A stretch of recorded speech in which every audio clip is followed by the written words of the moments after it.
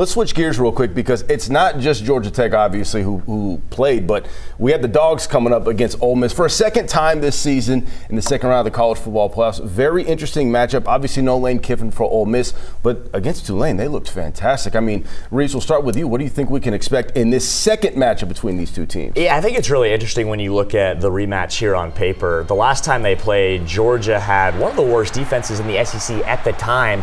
Georgia's really fixed up the defense. They're now, at the end of the season, they rank the second best defense in the SEC, and then you compare that to Ole Miss, who has the highest ranked offense in the SEC. So when you look at the teams left in college football, it really very well could be the best defense right now and the best offense right now in college football. And we know how that first game went. It was who could stop who first. Georgia got multiple stops against Ole Miss in that fourth quarter. Ole Miss couldn't stop Georgia the whole day, scoring on every possession. Georgia's 6.5-point favorites right now. I think that may be a little too high, but this game does mean a lot for Georgia, like we talked about last week.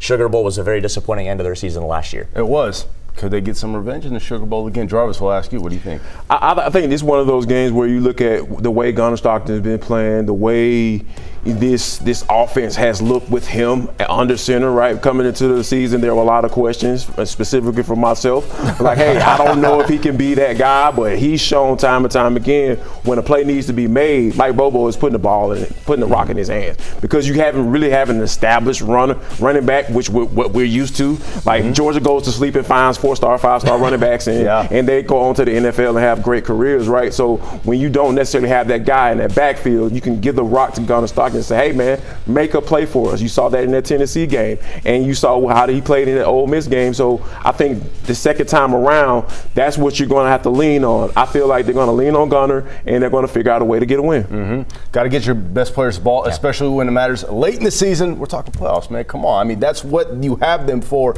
as your best players.